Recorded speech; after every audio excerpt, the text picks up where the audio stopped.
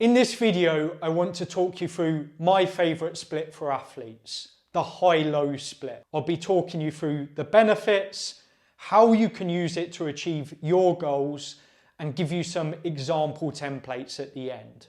As an athlete, it's super difficult to organise your training week. You're not just training for strength and hypertrophy. You also need plyometrics, speed exposures, conditioning exposures, and the most important thing, you actually need to train and compete in your sport. I believe the high-low split offers a really simple and dynamic system that works great for athletes. The high-low split is simply alternating between high days and low days. A high day is comprised of exercises that take more than 48 hours to recover from.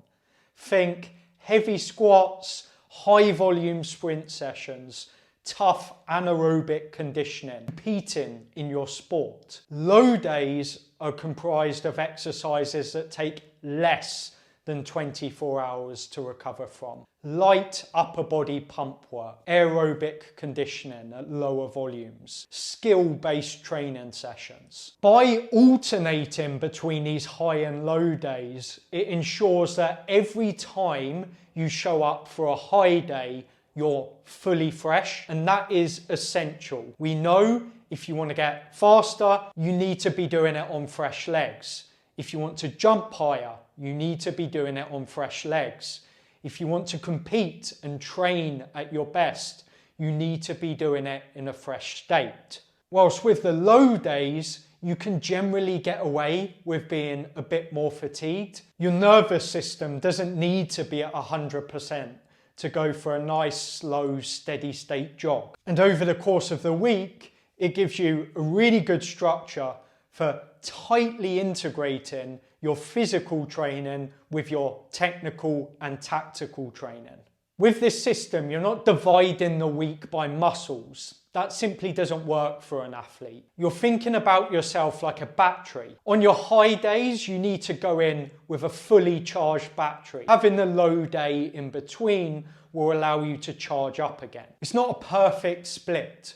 I don't use it with every single athlete, but there is no perfect system. You could easily make a low day a high day by running a marathon with your steady state conditioning. But as long as you think about that battery analogy, it gives you a really good system to balance all physical qualities. I want to finish up by giving you an example of one of the programs I might use with a rugby or American football athlete. I'm going to start from game day. This day, it was on Sunday. Now, this is a high stimulus. It's physical, there's a high conditioning load, high psychological load. It's going to drain the battery and you need to be going into it fresh. So the very next day, we do a recovery day, or you can have a very low intensity day. Some low level mobility, aerobic conditioning, maybe some arm work. By Tuesday, it's been 48 hours. You want to think about getting in a high stimulus on this day. So for our semi-pro guys or professional guys, they'll do a lower body strength, power, and maybe a bit of speed work in the morning. And in the evening, they will have their rugby or American football training. Then on Wednesday, you'll have a low day. You might do some low-level aerobic conditioning.